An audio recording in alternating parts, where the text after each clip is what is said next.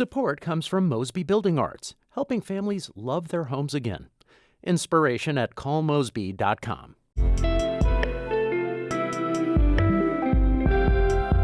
From the St. Louis Public Radio Newsroom, this is The Gateway. It's Wednesday, November 19th.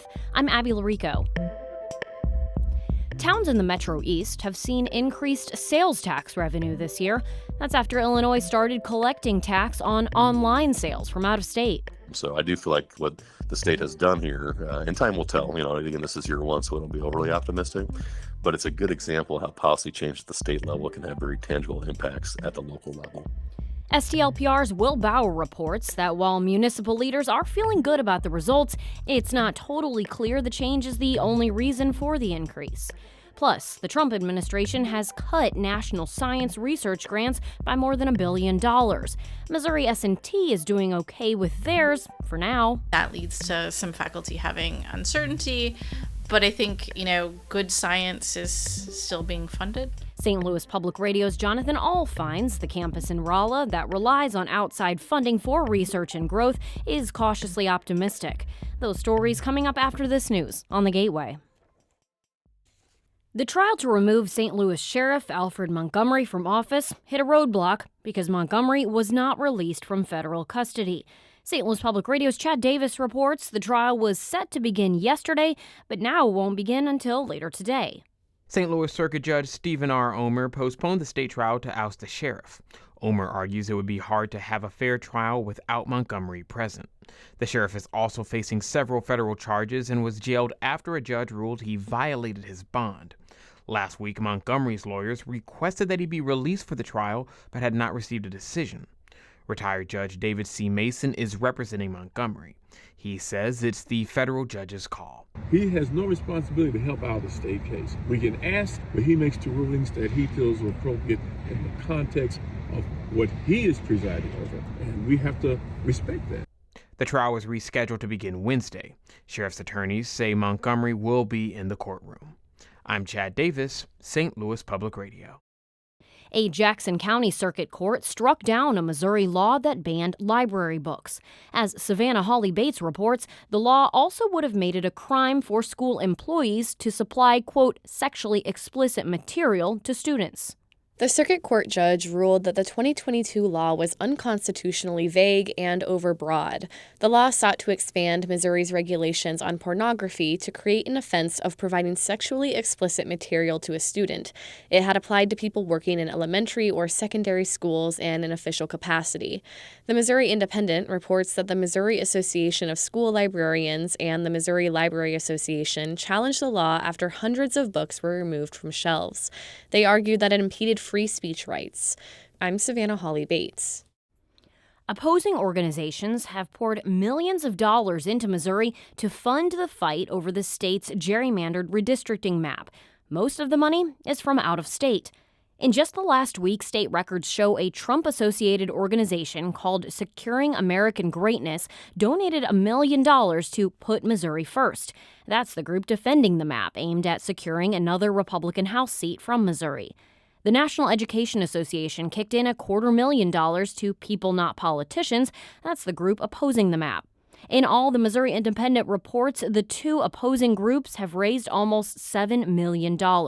All of this fundraising comes ahead of two court hearings early next week on the map itself and a referendum next year.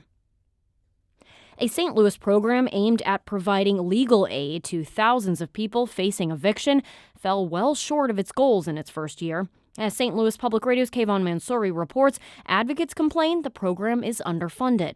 In the ordinance that originally approved the program in 2023, the city aimed to serve roughly 1,300 people in its first year. But a recent annual report shows the program provided only 343 people facing eviction with legal defense. Rachel Ortada is a member of Action St. Louis's Tenants' Rights campaign. She and other advocates say the city underfunded the program. The program isn't robust or sustainable enough to support the number of people who are facing eviction in St. Louis. And the city also is not really feeling pressure about fully funding it. Originally, the city estimated the program needed up to $2.5 million for its first 2 years. Currently, it receives roughly 20% of that amount. An oversight hearing on the program will be held at City Hall on Wednesday night. I'm Kayvon Mansouri, St. Louis Public Radio. A new report finds that an estimated 800,000 people in the U.S. have died from firearms since the beginning of the 21st century. The report also offers some solutions to lower this number in the future. St. Louis Public Radio's Olivia Mizell has details. The Journal of the American Medical Association published a report earlier this month based on a March summit that brought together 60 experts to discuss firearm violence. Dr. Sandro Galea, dean of the Margaret C. Ryan School of Public Health at Washington University, co-authored this report, which includes steps towards less gun violence by 2040. Galea was a guest on St. Louis on the Air. None of this is challenging the Second Amendment. None of this is challenging that people feel strongly about guns as part of the culture. All it's doing is saying, let us create a world where we and our children are safer. The steps include increasing research on firearm-related issues and changing the narrative around crime and gun violence. I'm Olivia Mizell, St. Louis Public Radio. U.S. Senator Tammy Duckworth has fired a Belleville-based staffer accused of misrepresenting himself as an attorney. Last week, the Department of Homeland Security said the Democratic senator's employee identified himself as a lawyer for a Staunton, Illinois man who's been detained by Immigration and Customs Enforcement. In a letter sent to DHS, Duckworth says she and her staff were unaware and did not direct the conduct described by the federal government. She wrote that she terminated the employee Monday. An attorney for the former staffer declined to comment. Duckworth's office could not be immediately reached. The employee has been accused of intervening in the case of Ismael Ayuso Sandoval. ICE detained him last month for violating 4 deportations and also having a 2008 DUI conviction. Starting today, Illinois residents can store their driver's licenses or state IDs on their iPhones in the Wallet app. Secretary of State Alexi Giannoulias says residents can pull up their IDs on their phones or Apple Watches and present them in person and online. That includes at the TSA checkpoints at airports in the state. Giannoulias says millions of Illinoisans will benefit. Your ID now lives securely in the same place that you already tap to pay for groceries, present a boarding pass for a flight, or enter a concert. All protected by the same cutting-edge privacy and encryption technology that you trust every day on the devices that you already love. The program will soon expand to Google and Samsung wallets for Android users.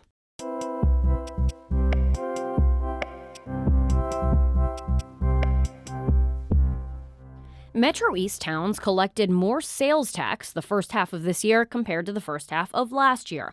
Tax experts and municipal officials say Illinois now taxing out-of-state online transactions could be part of the reason why. St. Louis Public Radio's Will Bauer reports.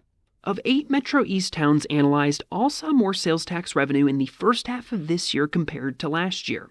That's according to data provided by the Taxpayers Federation of Illinois.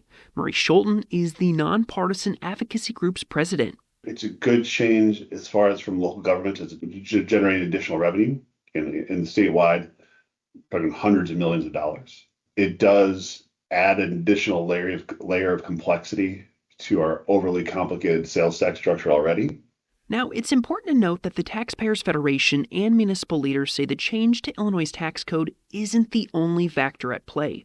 Inflation, businesses opening and closing, and changes in spending could all share some of the responsibility here.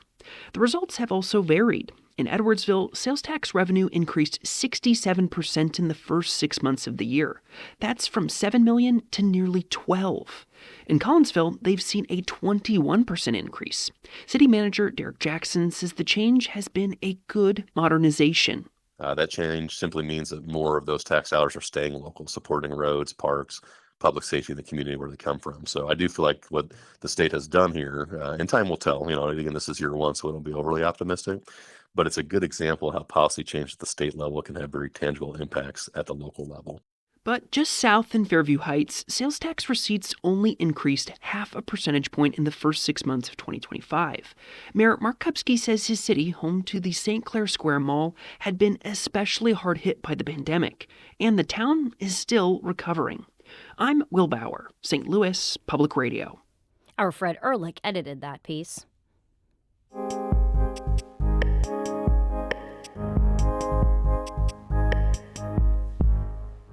The Trump administration is looking to cut the National Science Foundation's budget for research programs by more than $1 billion. That is putting many universities in a difficult position. But at Missouri University of Science and Technology in Rolla, NSF grants are still coming in. St. Louis Public Radio's Jonathan Ahl reports. Shelley Mintier is an electrochemist. Which means that I either like to put electricity into my chemistry or get electricity out of it. She's a chemistry professor at Missouri S&T who has won 2 National Science Foundation grants this year to research ways to improve biomanufacturing. They'll total more than $27 million over the next 5 years. Last year, the campus received about $8 million in NSF grants. It's the kind of funding the campus in Rolla relies on to meet education and research goals. It's also the kind of government funding that was on the chopping block under the Trump administration's DOGE efforts. But S&T, so far, is doing okay. Mintier says since Trump made his cuts, things have been different. The patterns are changing, how the process is changing, and that leads to some faculty having uncertainty. But I think, good science is still being funded. S&T also benefits from NSF being just one of many different sources of research funding. It gets similar-sized grants from the Departments of Energy and Transportation and almost twice as much from the Department of Defense, areas the Trump administration is not cutting so far. Kamal Kayat is S&T's vice chancellor for research and innovation. He says he's cautiously optimistic. Now, the awards have been less because there's a slowdown in the cadence of awarding proposals. The success rate has been hindered. But we have to pivot, and we have to keep on looking for other opportunities. Kayat says S&T and all universities have to stay nimble. He says the school is working with the private sector to look for more opportunities to meet the campus's research funding goals. In Rolla, I'm Jonathan Ahl, St. Louis Public Radio. That story was edited by our Brian Moline. The Gateway is a production of St. Louis Public Radio, a listener-supported service of the University of Missouri St. Louis. Music by Ryan McNeely of Adult Fur.